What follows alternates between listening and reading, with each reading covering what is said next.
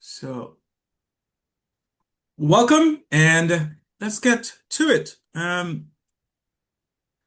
Today's session, as part of the Buried in Treasures learning community, we are moving rapidly through the sessions, and we're getting to that point where we're getting into the real significant action-oriented aspect of it in terms of really hands-on engaging with the people we serve to take some action towards addressing their holding behavior and related concerns.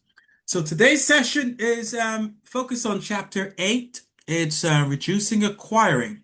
So how do we move from our full awareness and understanding of hoarding behaviors and challenges relating to clutter, and how do we get ourselves in a state where we're both championing the efforts of the people we serve, and as well as effectively and efficiently guiding folks from that change talk and into change behavior, and really beginning to measure the outcomes of our efforts, our collective and collaborative efforts. So I am also joined, and apologize for not doing so early, by my colleague Dr. Crystal Selcher, who is going to be supporting us both with technical support as well as keeping me on track because I need to be kept on track.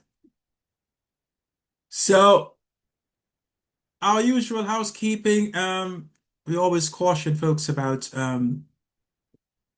using AI note taking. You certainly have to get permission to do so, and please adhere to those guidelines.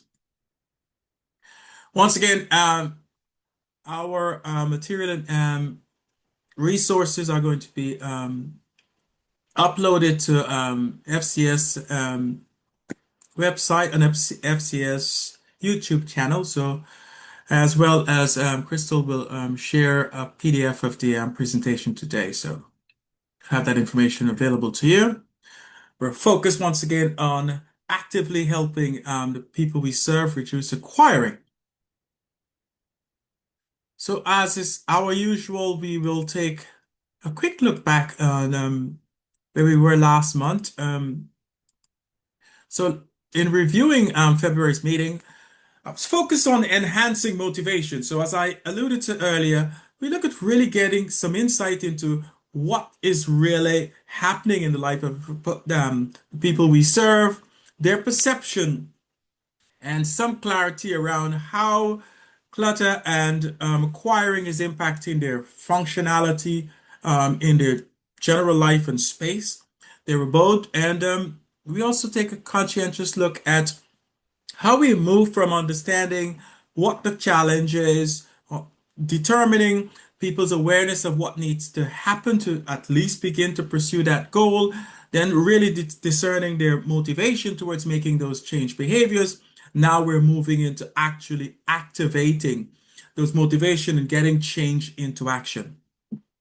So as we look back, you want to kind of get a sense as to what was your understanding of the challenges and concerns around disagreement about the perception or concept of clutter. Oftentimes, we know when we work with folks who are struggling with this particular behavioral challenge or emotional challenge as well around hoarding behavior, there's oftentimes disagreement in terms of perception. What's the extent or the impact of what may be perceived as a problem?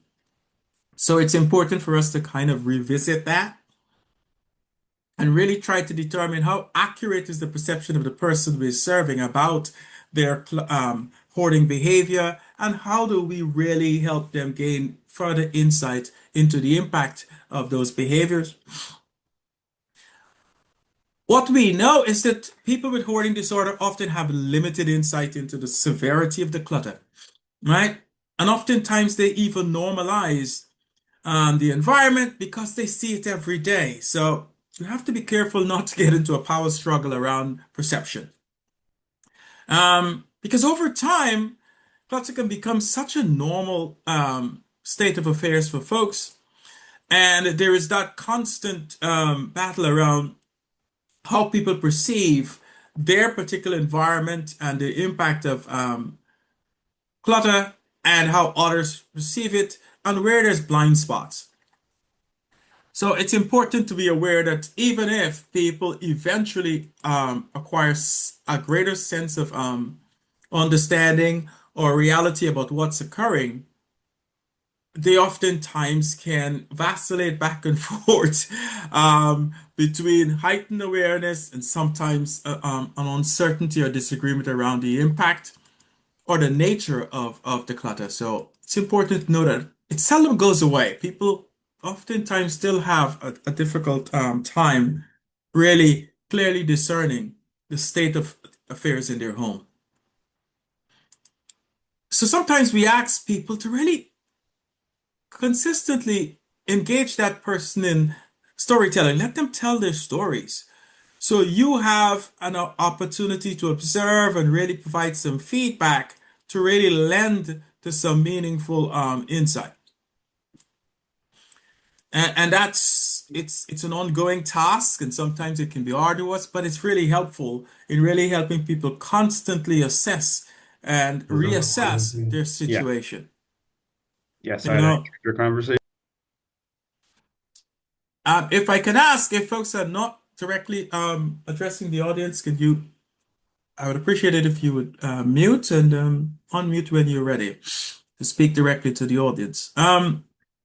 So when we speak of really helping people tell their story ongoingly, we really want to get a sense as to how much they have a current understanding of what brought them to the current situation. When did the problem begin? When did it get out of control? And how does people react, loved ones in their lives react to what's currently the state? And to really look at life events that may impact clutter and what they've tried to control the circumstance and the situation and how did it work out. Because as they consistently review those elements, there's a way of really garnering greater and greater insight into progress or challenges or obstacles, and you're able to then address things without it being confrontational. It's more like an ongoing conversation, so people get accustomed to having that discourse. Does that make sense? Does that kind of connect?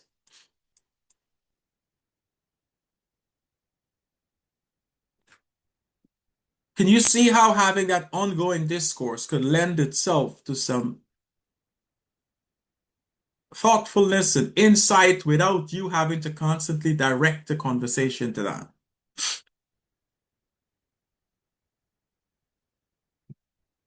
Very good. All right. So we have some resources and tools that we ask folks to try out to see how it goes in terms of really getting to that level of insight. So really, using tools like comparing your perception to others, really looking at the personal goal worksheets and the clutter and clutter visualization. So we're using different modalities to get people to really look at their circumstance from really gauging their own perception and how other people perceive things to really working on their personal goals and where they are in relation to those personal goals and having some sense as to how they see clutter before and current.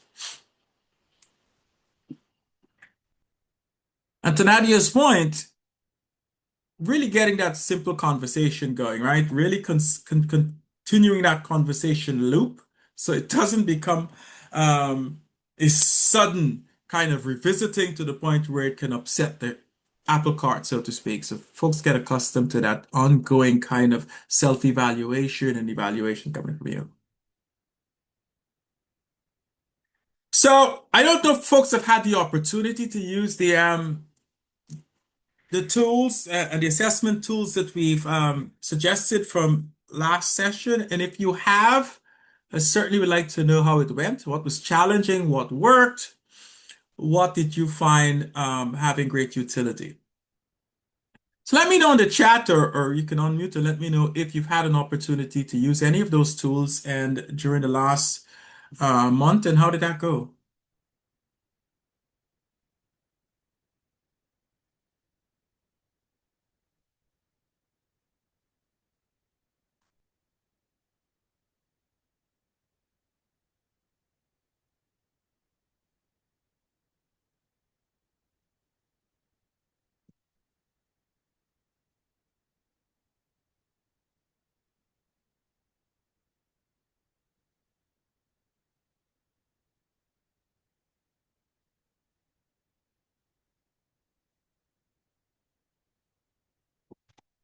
Right. Someone said it was helpful as a reminder to know if something was needed, wanted, or could be donated or given away. Yes, I think it spurs action, right? It spurs that person into really moving from just thinking about it and having some thoughts about it to determining what do I do, right? What is my next step in this process? Because it doesn't end at just the thought or the emotion attached to the current situation. You want people to get some sense as to, can I take some action? Is it within my motivation and skill set to do something about the circumstance? Absolutely, Jody. We can certainly share that information with you. And for most of the other folks, if you haven't tried the tools as yet, please consider, you're always invited to try those tools out and provide some feedback as the session moves along. So I understand there's a whole lot on your plate. That's quite understandable. So what we hope to address today, we want to make sure that we kind of move into it. We want to really begin to look at what the acquisition process looked like. What is the way in which people tend to really acquire things to the extent that it leads to clutter. We want to identify high-risk situation for excessive acquisition or acquiring, and really look at how our belief system can really contribute in many ways to our constant or excessive acquiring. We want to look at some distress tolerance skill as we undergo that kind of change behavior and look at the utility or the recommendation of developing a non-acquiring plan so that people have a point of reference and something to use in that particular circumstance. And then look at alternative sources of reward. Because oftentimes, what we came to realize is that acquiring tends to um, become an award system for a reward system for folks, right? I feel a certain way. I get relief when I acquire something. I feel better about myself, and I consistently do that. And you go through that cycle over and over again. And we'll talk about what that looks like. But there's alternatives to really rewarding oneself for even the efforts to make some change that we want to hone in on. So, quickly, think in your own mode, for your own circumstance, the last thing you bought that you didn't need. And I want you to be honest and forthright about it. What triggered that action to acquire that stuff? And what did you feel before you got into that acquisition mode? What did you feel before you went to the mall? What did you feel before you went to the store? What did you feel before you went to, I don't want to go to something extravagant, but simply, what did you feel before you make that purchase that you weren't certain was necessary? And how did you feel after you purchased that stuff? And then realize, hold on a minute, I don't know necessarily if I needed to buy this stuff. What was that thought process like?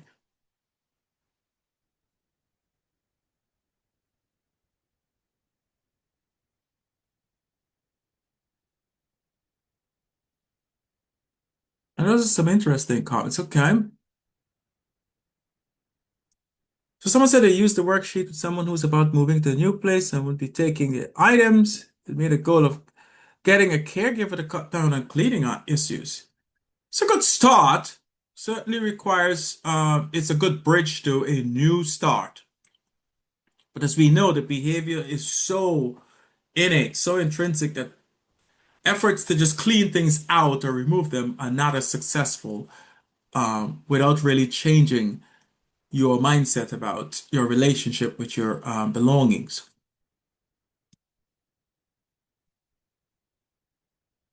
Oh, so it didn't feel good, particularly. And I would like to know, when did it not feel good? After you purchase, or just as put out the credit card and realize that it's going to be charged for it, and you're having second thoughts about, oh, do a did I just do an instinctive instinctual purchase without really thinking about the ramifications? Lisa, we all are in the process of learning and using these skills for either ourselves or people that we're connected to oftentimes, beyond the folks that we serve. So Claire said, I think the sadness is my biggest buying unnecessary things trigger, which is something that we'll notice people tend to try to soothe sadness with purchases or acquisition of stuff. Until you bring it home and put it on top of the pile of other things that you have, you're like, oh my goodness, I didn't even realize I already have, 14 set of the same blue jeans, and I thought this was a different hue of blue that I didn't have. Only realized I have four variations of the same blue.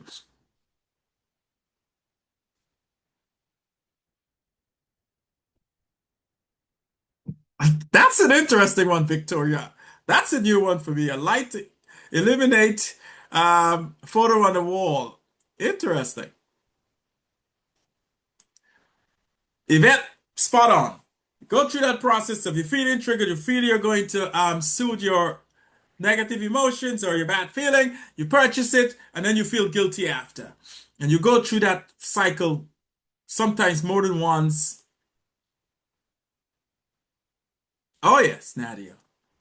Who among us haven't gone on a vacation and bought a trinket or an artifact and said, this is it. It's the perfect stuff. I don't have anything like it. I never thought I would get this. And you come home and you're like, what am I going to use this vase for? Or this bowl? I have 15 cereal bowls already. This one said Morocco didn't mean a thing when I have five already. And Taylor, you hit it spot on. Trigger, boredom, anxiety. It was on a very reduced sale. Feelings worried afterwards, realized I had one already, so I didn't need a new one. Yes. But in that moment, there was an anticipation of the relief. And then when you got the purchase, you realize it didn't relieve your anxiety. It created another set of anxiety and negative emotions like guilt and, feeling like I can't change this behavior or why did I do that? And then you go through that cycle again. So, very informative. Thanks for sharing. But that's what we're looking at. And it reminds us that, excessive acquiring can creep up on you. And in the moment, you may not understand the impact or the significance of that purchase. And it's that guilt and that feeling of failure that tends to lend itself to some revisiting of where you are in relation to your ability to really moderate excessive acquisition. So we'll talk some more about that and why that is so important. So why do we focus on acquiring? Because here, and I think most of you alluded to it already, clutter grows faster than discarding. So as we bring in, we don't necessarily at the same point relieve ourselves or remove as much. So before you know it, there isn't a good balance.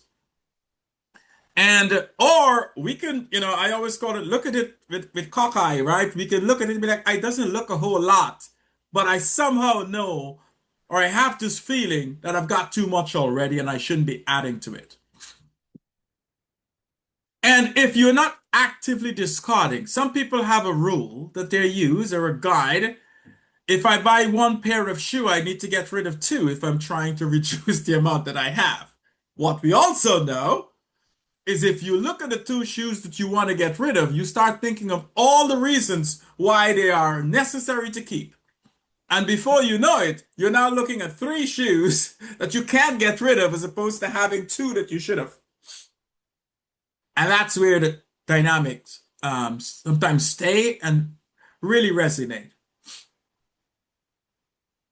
And we also know it's more than simply getting a physical acquisition that is meaningful to us.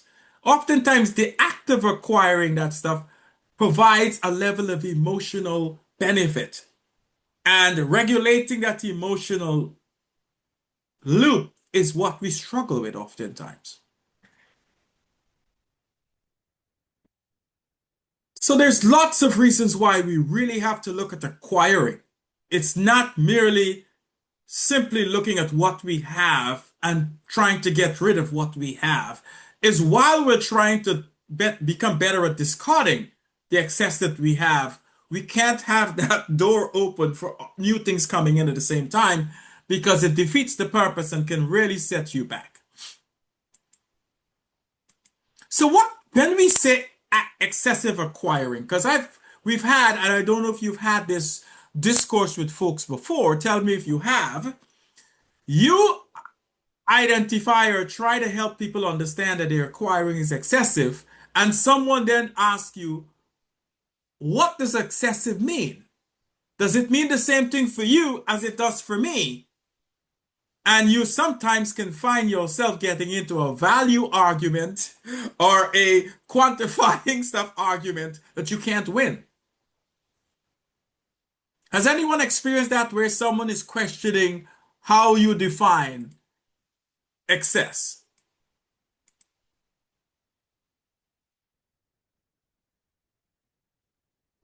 Absolutely, right? Just look at it. It's sometimes visually we can make that discernment or distinction, but it's not that easy. Because if a home is so cluttered that you can't really measure or gauge or compare, you wouldn't know if it's excessive in essence. And that person may have normalized that excess to the point where they don't see it that way. So we tend to use a what we call kind of a universal guide that we can agree upon as to what excessive means. Acquiring beyond control, or means. That means if you can't use it, and we've set that measure in the early sessions, in the early chapter, if you haven't used it in the last year, or you haven't used it in the last 6 months, it doesn't have the utility that you're really relating it to. And if you can't control in terms of really having a designated place that is not already overcrowded in keeping it, then you have a problem with excess. And if it's creating more of restrictions, barriers, and problems for your mobility or you're utilizing your home in the way designed, then it's out of control. So we use those three kind of measures to help folks have a universal way of defining excessive. Use, control, and means. Do you have a place to store it? Have you used it? Can you use it? Will you use it in a designated time? And how much control do you have over your space already that that's not going to actually add to? Buying and obtaining things for free that you may or may not sense that you need. But you have to have some sense that if I am restricting my acquiring, then I have to look at both what I purchase and what I obtain for free. You can't, close one eye to obtaining things for free and say, well, if I'm not buying it, then it's okay to acquire. It's all acquired. Stealing, obviously. If you're resorting to stealing, you are in an excessive mode. The reality is most people with hoarding behaviors have excessive acquiring. And at some point, you have to come to that decision, come to that acknowledgement, come to that level of insight. But we try our best to help people gauge some kind of either universal or a nuanced way of determining what's excessive for them as it compares to most people with a hoarding challenge. Any questions there?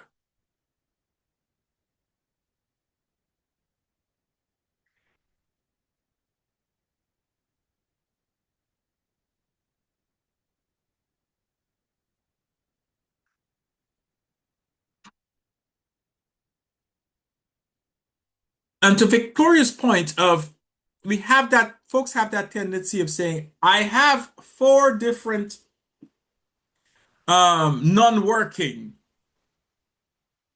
let's talk about it, broiler or air fryer. and I'm going to take this part and fix that one and fix that one, and it's always put on the back burner. I'll do that later. The reality is, we have to look at, we talk about that as well as another bugbear or obstacle. The concept of you're going to repair things and put them into action and put them into use. If you haven't done so in the last 4 or 5 months, then you're simply acquiring because you're never having the utility of the things that you plan for. And that's important because that's a major consistent pattern. People say, well, I have 4 bicycles. One has a wheel, one, I'm going to use this seat and the handle and the handlebar. And before you know it, you have 5 pieces of a bicycle and none of them are working, but you're planning on fixing them at some point, and it never happens. It's acquiring in a different way. What about being given things by others in their lives? Major challenge. What we talk about is the importance of recognizing that when we tend to establish a relationship with possessions, in order to maintain a relationship with someone that we may have lost, in a state of significant hoarding conditions, we talk about how it's important for people to kind of make those connections with people without it being done through an artifact. Or even if they feel compelled to do so, setting some limits and having a space to put it, having the ability to control where it goes and how it functions in their life. It has to have functionality.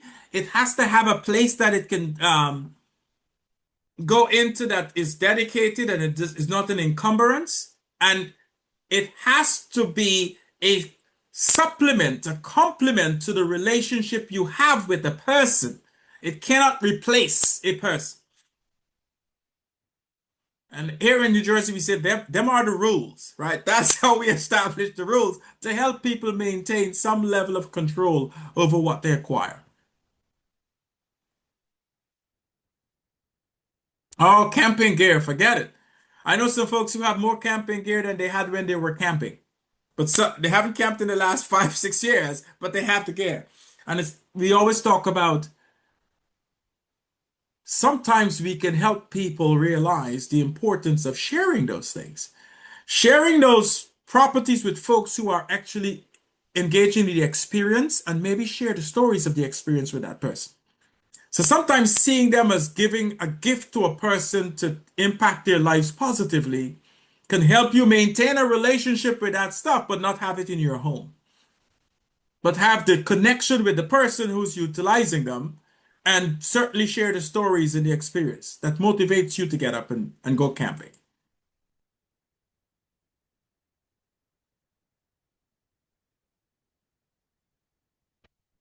And think of what you've observed in the homes of the folks you serve in terms of their state. Is it excessive? And have you um, really talked about that subject? Have you defined it as such?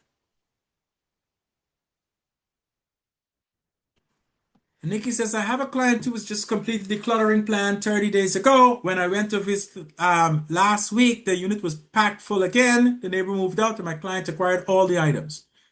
And that's the distinction between a clean out and decluttering. Because a clean out is when someone sees the value and importance of doing it, and that person either acquiesces or goes along with it. Decluttering is more that person making a conscientious effort and a plan to limit their current state of possessions with an understanding that that is never going to be returned, or they have a set plan of not acquiring. Hence why we talk about constantly focusing on the acquiring and not simply the state of where things are in the home. Because as you say, as soon as the opportunity presents itself, they acquire something, particularly if it's coming for free. Oh, keeping the old one in case as a spare. Yes, major challenge. Hard to break that habit. But sometimes we have to help people to set rules for themselves. And we talk about having 10 scissors that you've never used and wondering why you have a cluttering problem. Utility. If you haven't used it within a certain period of time, you should discard it. And you're not in the state of acquiring things to fix something for a certain period so that you avoid that instinct of just acquiring broken things with the aim of fixing it. The only fix that we want to focus on is decluttering. We always tell folks that. Right now, we need to focus on decluttering as a fix, not fixing items.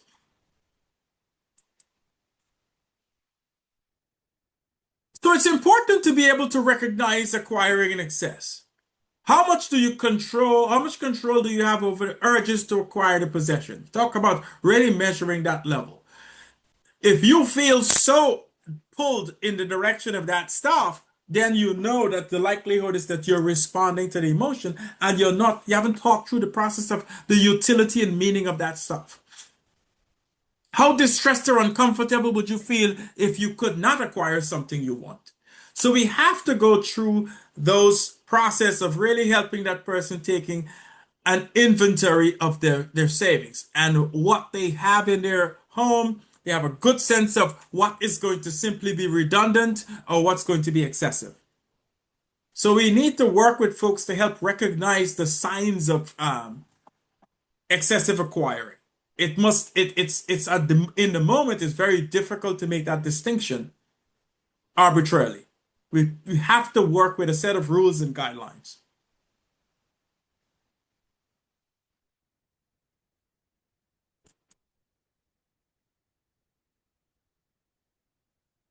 So what we've certainly learned is that it usually takes time to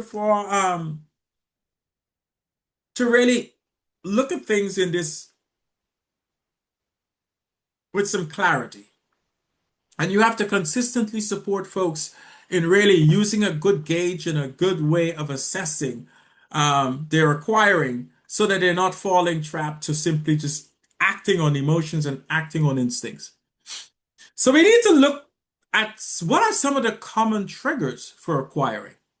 If we know them, then we can certainly establish a plan for processing those thoughts and feelings before we take action. So we know for a fact that loneliness and boredom, anxiety, grief in particular, a major trigger for acquiring, excessive acquiring.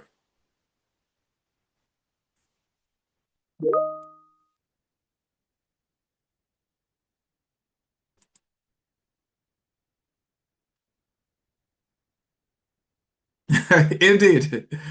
So it's important to look at it that way.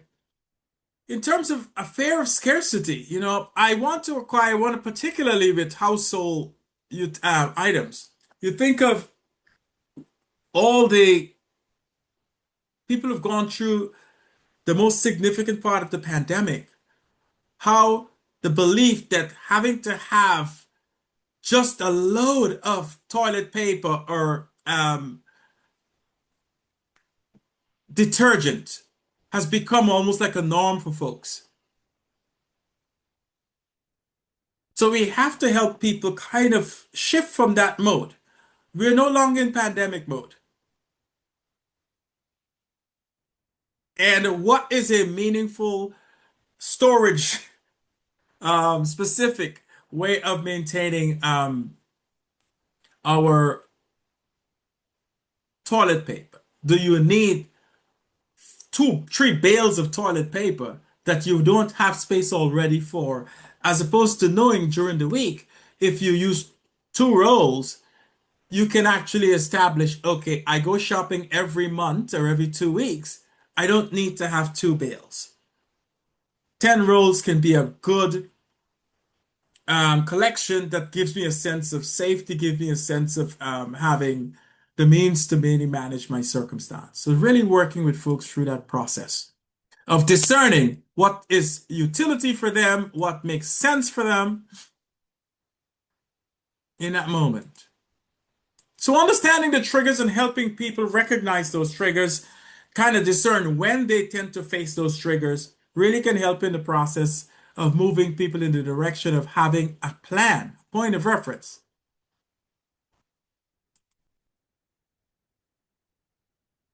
So we want to take a look at the acquisition cycle. People tend to acquire typically through a cycle. And I think most of you have kind of suggested and talked about it in some instances already. There's a trigger, and we just looked at some of the triggers.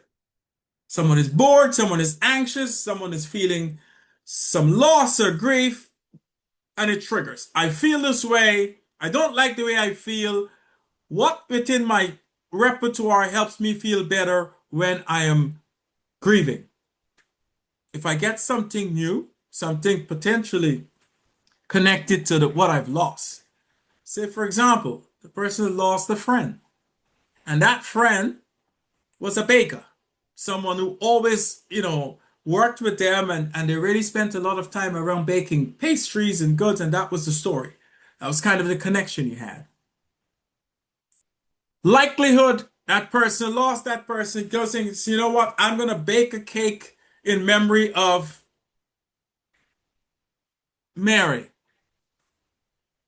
And I know Mary tends to bake 50 cookies when she does, right? And before you know it, there is ingredients for 50 cookies and baking pans and everything new. And then no baking occurs because the last time you baked is when your actual stove was accessible. And that is not the case currently. So before you know it, there's a collection of baking items, baking ingredients and stuff, and there isn't a meaningful part to actually honor Mary with that activity. The thought is, yes, I'm going to honor Mary in doing so. The emotions is if I do that, then I'm going to feel that connection to Mary. I'm going to feel like a valued, purposeful friend, a person that people found value in.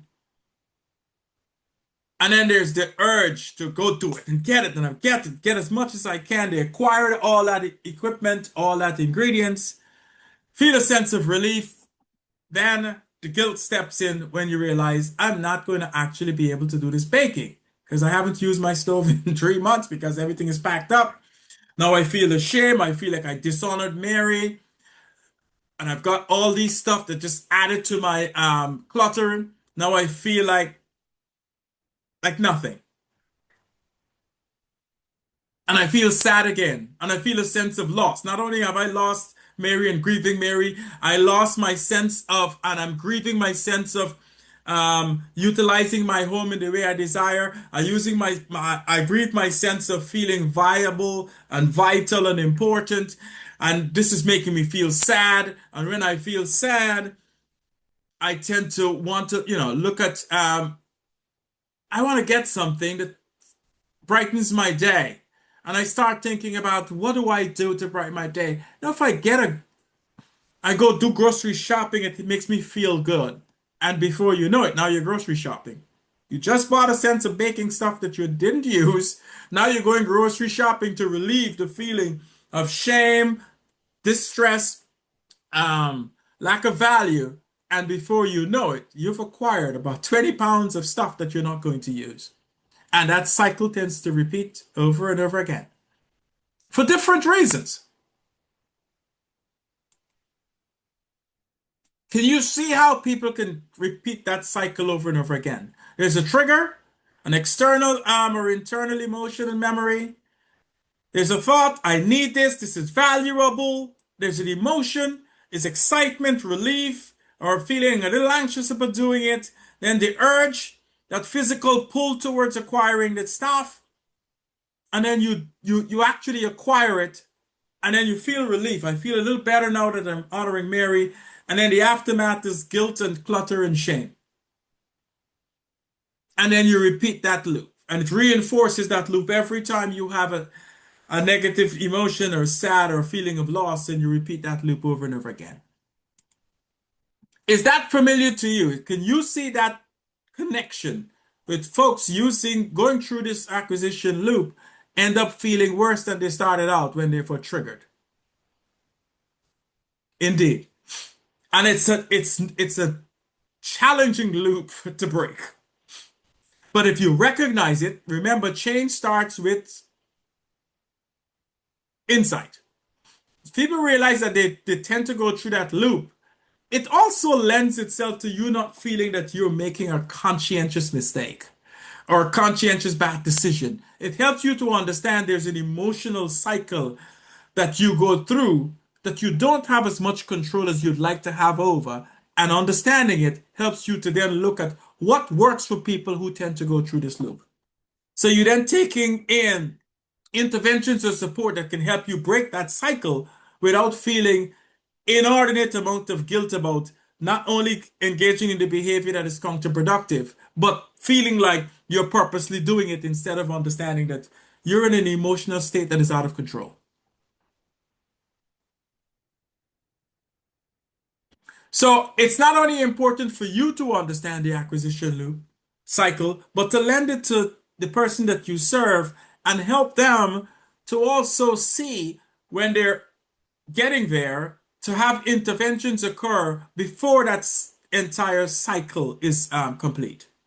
And you can intervene at different points. And there's strategies for taking that intervention at different points. So helping the person understand where they are in this in the acquisition cycle, right? What were they feeling at different points? What they thought justified the acquisition and what happened after. So you help people kind of do that revisiting that process to see where they had the greatest emotional pull. And to help them understand that oftentimes that's where they fall prey to the urges and really be able to come up with some strategies to offset those urges.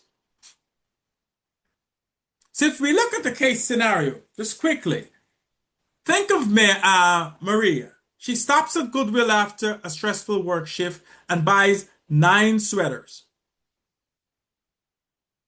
What could be a trigger for Maria? What are some of the automatic thoughts that you think may have come into her head? What emotions she may have been processing? And what reinforces her behavior?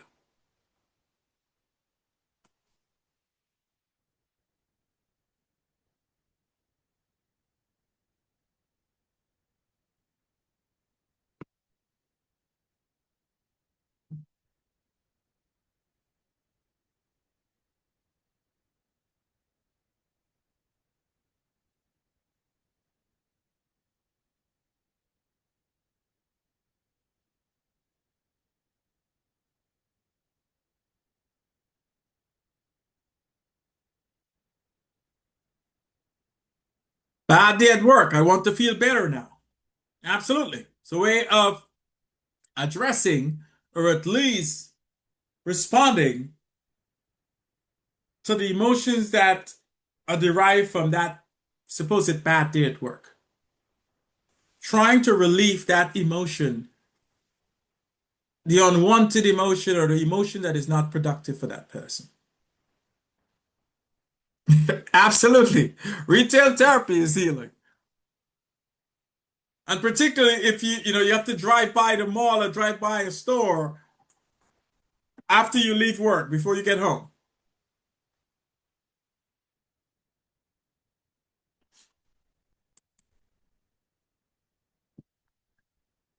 And what we certainly have learned is that multiple triggers can occur at once. It doesn't have to be one trigger. It could be many triggers. Loneliness, reinforcement becomes the compliments from others. So lots of triggers that can be flooding your brain at the same time. And those automatic thoughts that come in, right? I deserve this. I work hard. I'm overworked. I should reward myself. Why can't I feel better? The sweaters are going to make me feel warm and suited and supported. I'm going to feel like I have purpose. I'm going to feel like I can, tomorrow I can shine. I can, if I go there and someone compliments my sweater at work tomorrow, I will feel better. I may be able to tolerate all the stuff happening at the job. That's an interesting observation, Lisa. Lisa says living in a rural area can help curb these desires until Amazon was created.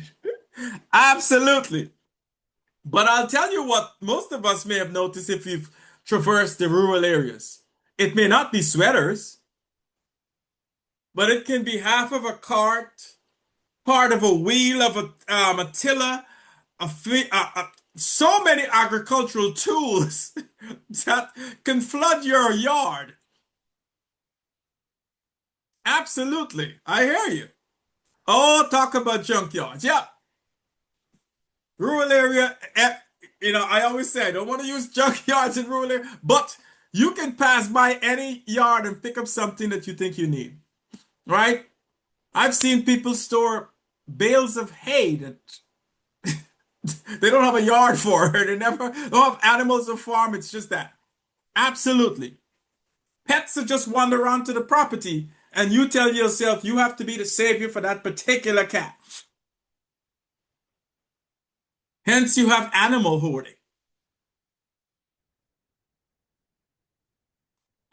How to resist Amazon and why? We need to share that. Absolutely. And I've seen people try many things. I'm cutting up my credit cards. I'm turning off the computer. I'm not bringing the laptop home. I'm not using my phone for this. I get rid of the Amazon app, a million things. But if you don't understand the cycle and really make some inroads into intervening somewhere along the line, you'll find a ways to do it regardless.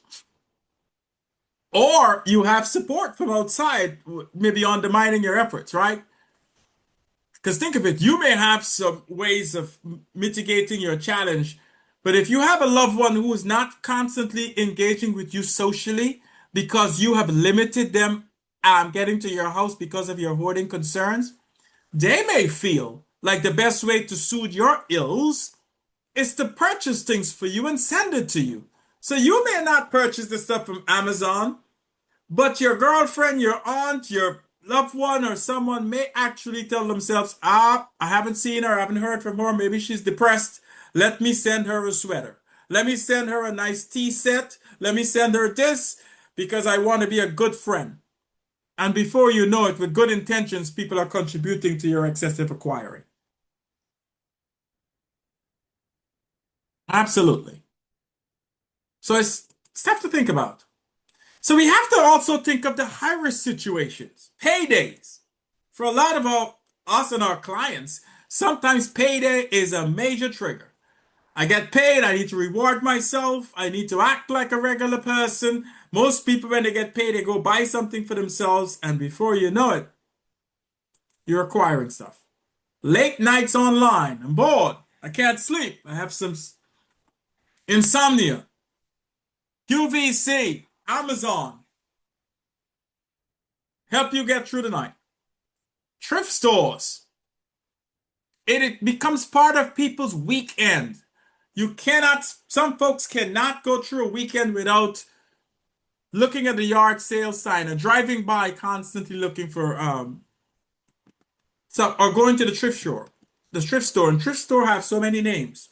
Now, you can get pulled in just simply by the name. Couture, other people's couture. You have a million different names for thrift stores that can be so enticing.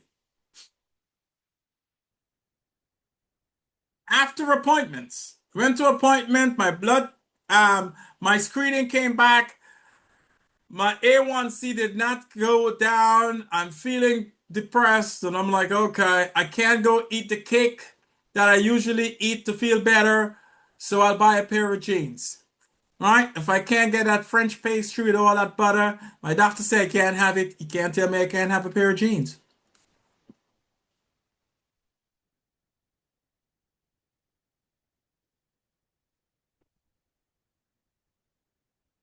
Some common ways to manage excessive acquiring is avoidance, right? Some people just say, I'm not going to do it. I'm just going to avoid it. Avoid places where you commonly acquire stuff. If you're hooked on Saturday morning yard sale, find something else to do. Short-term solution requires controlled situation. It is a lot easier to say it than to do it. The hardest part of solving your acquiring problem is resisting strong urges. Don't underestimate that. And help your client take stock of the reality that this is, if it was that easy, no one would be hoarding. The short-term payoff sometimes can be so rewarding that most folks end up responding to those urges.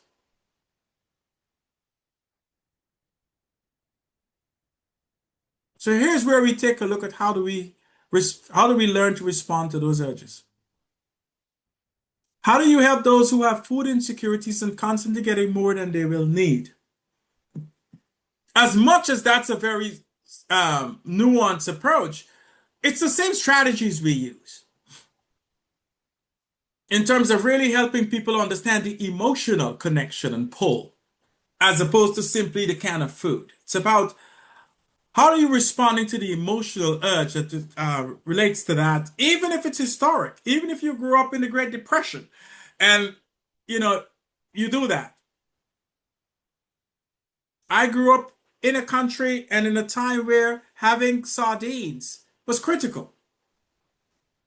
So I spent a lot of years making sure I always have five cans of sardines in my cupboard. If I didn't have that in my larder, I felt like I wasn't a good citizen, right? I wasn't prepared for crisis. For some people, crisis is having a flashlight and all that other stuff. For me and the folks that I came from, having some sardines was greater than the flashlight.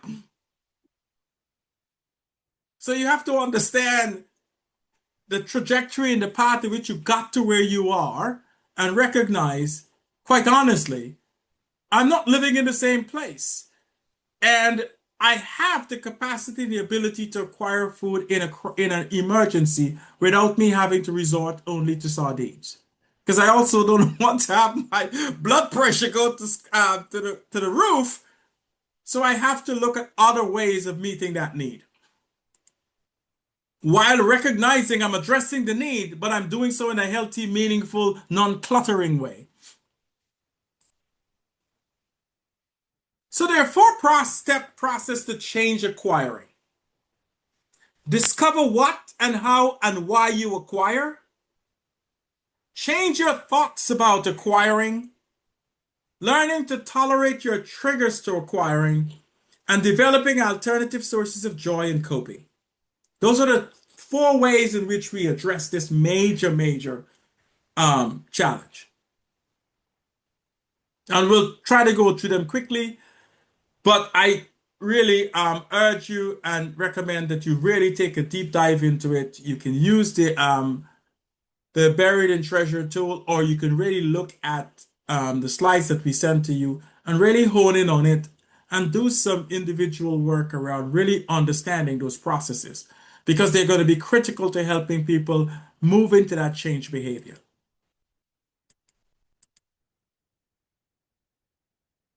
So discover what and how and why you acquire. The important thing is to track everything that comes in and pay attention to feelings. And we do that using literally a pilot program with folks. We have what we call the acquiring form, and we ask people to use that for a few days or a week and see what gives. You list everything you've got and how you got it, and then you really look at how comfortable would you feel if you didn't get it. In the process of acquiring it, where would that be? And we look at the items that are hardest to resist. And we focus on those elements because that oftentimes is where the triggers lie. So we use that particular form and help people get a good amount of data so that they can really get a good foundation to make some decisions. Because it's harder to simply say, just tell me how and why you acquire. People are going to give you feedback in the moment that may be earnest but may not be accurate. So we want people to do it over a period of time that we can then revisit and assess. So you look at also the advantages and disadvantages worksheet in terms of really looking at what's the item, what were the advantages or the benefits of acquiring it, and what were the disadvantages of acquiring it. So you're now making a discernment and a judgment about why you acquired it, and what were you supposed to get from it, and did you get that?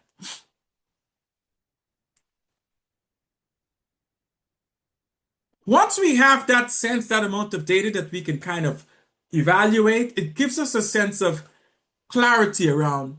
I really thought I was only acquiring a certain amount, but when I look at the data, I really am acquiring a lot. More than I need, more than I can manage, more than I can control, more than I can store. It gives you a great place to say, I need to make some changes. What is happening is not actually what I want to happen. It's not beneficial to me. It's not helping my goal, helping me work towards my goal of decluttering.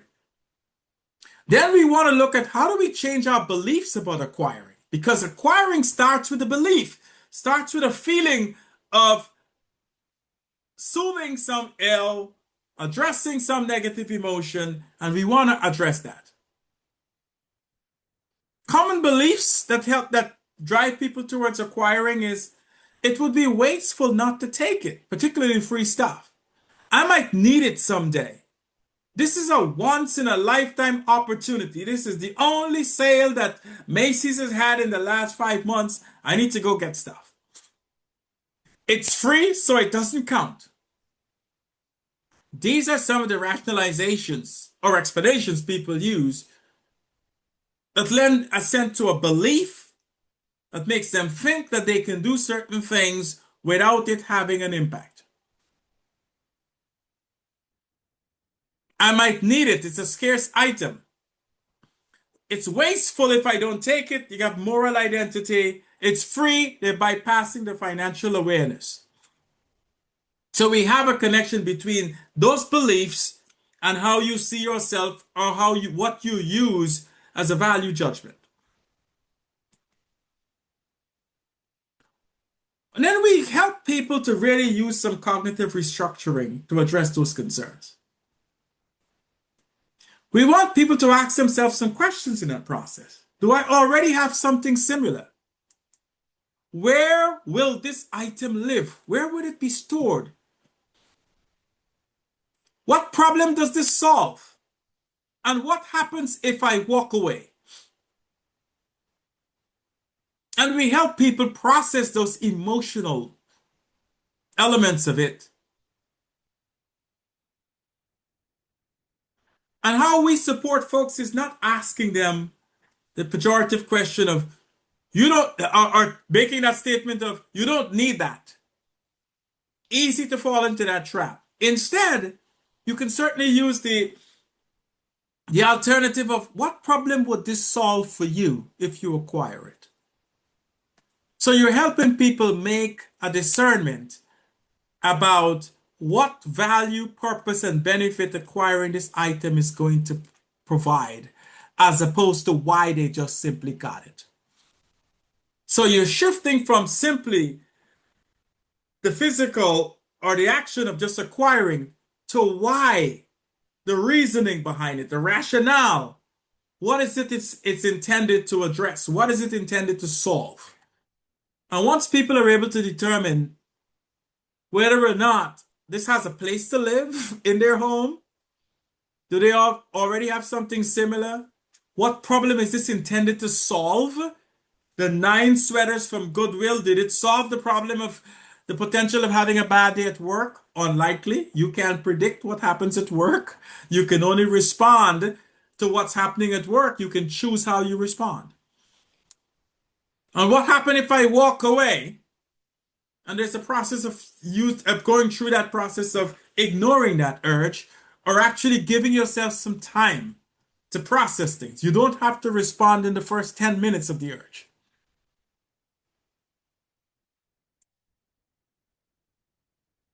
Oh, missing the deals. Yes. What you learn is that sometimes when you do some research, you realize that the sale is not really a sale. I've known so many stores that are going out of business sale for the last 5 years, and they're still in business. So you have to also understand there's lots of mediums out there that are into trickery and have you pulled in directions you don't want to go. Set rules, setting rules and asking questions. Here's a great guide. And I always say, use this as a great guide and lend this to the people you serve. They can have it in their own toolkit. Rules to go by. I cannot get this unless I plan to use it within the next month. I have enough money now to pay for it. I have a place to put it so it doesn't add to the clutter. I am sure I truly want it and will not return it. And acquiring this stuff is consistent with my goals and values in my life currently. I have a true need, not just a wish for this item. Those are the guides for acquiring. Questions to challenge your thinking when you start thinking about relieving yourself of a negative emotion by acquiring. Do I already own something similar? Am I buying this because I feel bad, angry, depressed, sad, grieving? Right now. Will I regret this in a week? Could I manage without it? Do I want this because I'm looking at it now? Is it really about in the moment? Will not getting this help solve my hoarding problems? Major question. These we call the guide to making good sound decisions to stay in alignment with your goal of decluttering. So this is a great tool to use. People can actually print this out and have it in their pockets, and when they're going, someplace that they potentially can be faced with a trigger, they can certainly use this as a point of reference. A way of really making some good decisions without feeling compelled to think about every single thing. Just ask themselves some questions. If there's a no, you make a decision. Can you see that being a helpful tool for people in the moment? Can you see your consumers using this as a guide for decision making around acquiring?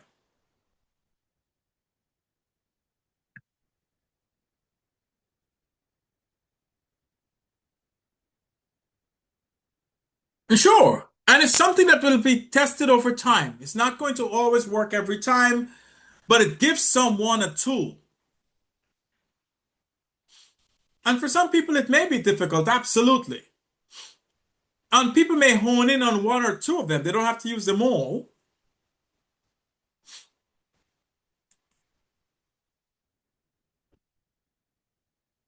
And sometimes they can provide, even if we were unsuccessful in using them, the feedback and actually debriefing around that acquiring circumstance may be helpful in future decision making. Because what this helps is to help people understand sometimes the power of their triggers.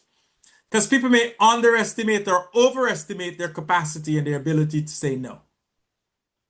But if you don't really check and have a good inventory of those circumstances, it's very difficult for you to know what works and what doesn't work.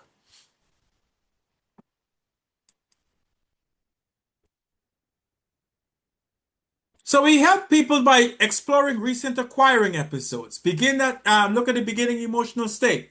What were the triggers? What thoughts came to mind? So really go through that process. So even if that tool doesn't work, you really help people assess a recent acquiring episode to see where they may have benefited from an intervention in that acquiring cycle. And that helps people get a better sense as to where they fall trap or they fall short or they get pulled in. Because that's the important thing to know. We all need to know what's our really, really significant trigger that we haven't overcome as yet. And if we do that, we're able to kind of get a better sense of our power and our ability to make decisions.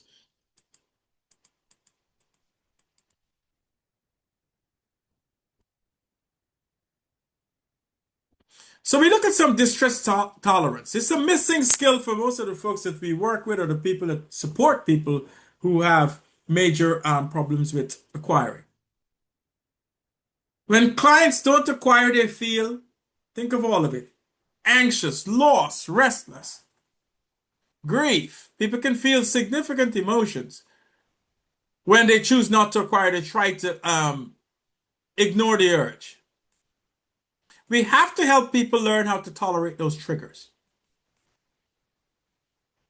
And we do so by first having a good understanding as to the triggers that are unique to them, that are significant to them. and create a non-acquiring hierarchy so they can actually get into this planning and practice. And we'll look at that acquiring stuff. So I'll move ahead a little quickly. What we also suggest to folks is that we can ask them to use what we call the urge surging, right? We explain that the urge rises and peaks and then falls. It doesn't stay there for infinitum. And we can teach people some guidelines. 10-minute delay rule. If you feel that urge, you feel that need to shop, give yourself 10 minutes. Look at the clock, give yourself 10 minutes and see if the wave actually recedes. Do some breathing exercises to help you kind of try to regulate your emotions. Notice and name the urge. Name what's happening with you.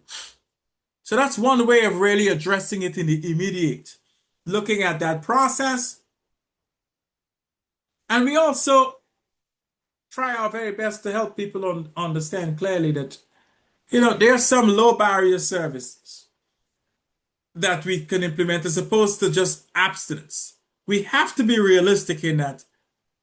Sometimes it is not, in most cases, people can't go from excessive acquiring to abstinence in a minute. It takes time, it takes a process, it's a slow uptake.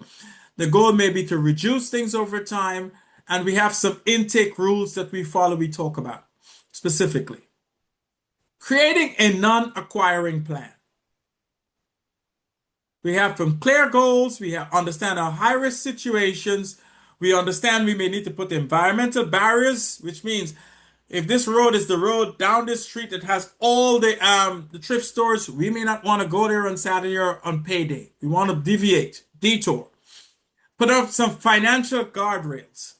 Maybe not take your credit card with you, and if you can't buy it in cash, you don't purchase it.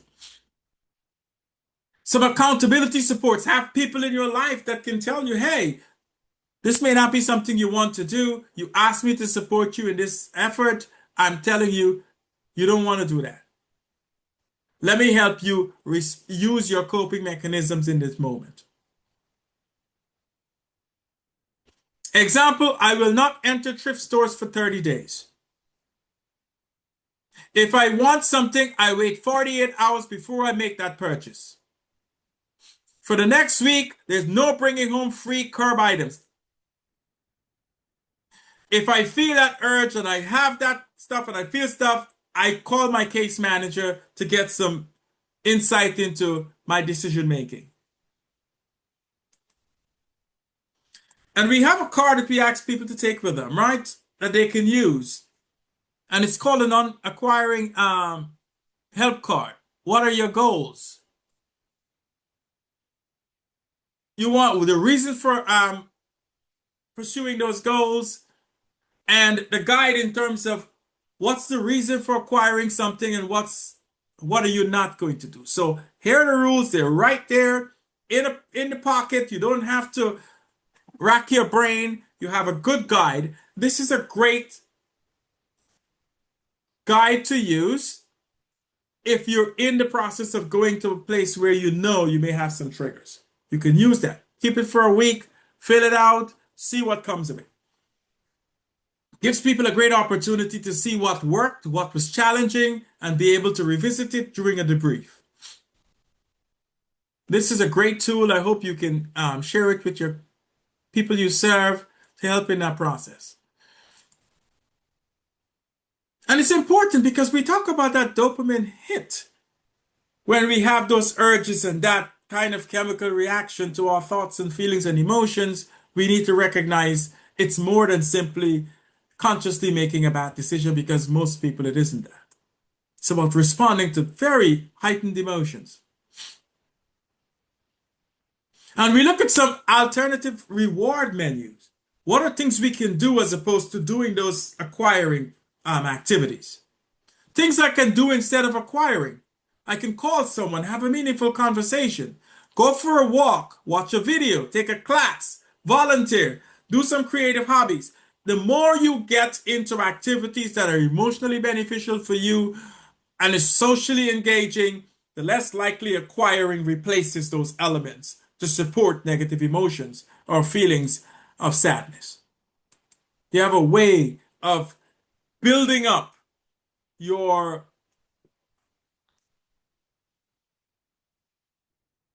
toolkit for emotional coping beyond what's immediate, beyond what's right in your vicinity. Step four is developing alternative sources of enjoyment. If you're having fun, oftentimes the thoughts of whether or not to acquire something is the secondary. We talk about finding replacement activities in and out of the home. We talk about making sure there's a list of choices. Put it on your refrigerator. All the things that I would like to do, paint and sip and paint, go for a walk, check out the new library, check out the new museum, things to do. Post and assign those favorite activities on your refrigerator. When the urge comes, or you look at your home and you feel sad, you can look at some activities that you can engage in and get that done. So that's how we tend to address those concerns. I'm going to move through it quickly because I know we're close to our time. We ask people in terms of as you continue to support the people you serve in moving in that direction of making positive changes to address clutter, we want you to think of your job as a coach is to help the person stay on task, provide emotional support, help with decision making with questions. Why? Is that going to contribute to your goal of decluttering? Use that same tool to help people make good decisions about acquiring stuff because we cannot live this life without acquiring. So we can't simply abstain from all acquisitions, but it's about making meaningful acquisitions that doesn't contribute or doesn't impede our progress towards our goals of decluttering. Be a cheerleader. Small gains need to be celebrated. And there's some don'ts, some things you don't do. And it's important to recognize those. Don't argue about what to acquire. Don't take over decisions. Don't work beyond your own tolerance level. Give the person the right to make mistakes. Support them as they learn and grow, and know that you're doing this together and the person is actually the leader of their own path. So I hope that this was helpful. I know Crystal put the evaluation in the chat. If you take a quick moment to provide us with some feedback, we always strive to continuously make this training and this learning community as responsive to your needs as possible. We hope that it lends utility to what you do. You can take away some tools that you can use immediately in the moment. We hope that you've benefited from our interaction. There's lots of optional handouts that you can use. They'll be attached to the PDF. I want to remind you as well that for next month, there's a learning application.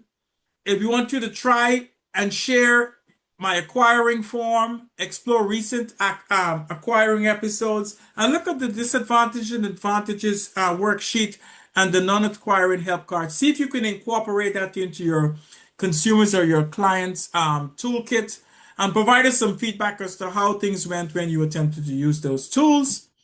Remember, our next session will be a combination of chapter 9 and 10, and it's the same time on April 23rd, and it will be led by my colleague, Dr. Crystal Soch, and I'll be in attendance as well. So we look forward to seeing you next month. As usual, this has been a very meaningful and positive engagement. We hope that you had a great takeaway from today. I want you to do your best to stay patient, stay tolerant of this process, understand that little gains are worthy of celebrating, and continue to do the great work you're doing. We really appreciate you, and I'm sure the people you serve see you as vital and meaningful to their consistent pattern of evolving and growing and learning as to how they can make their life more meaningful and rewarding. Thank you all, and have a great rest of the week, or the weekend as a matter of fact, and take good care of yourself and each other as you continue to do this difficult but critical work.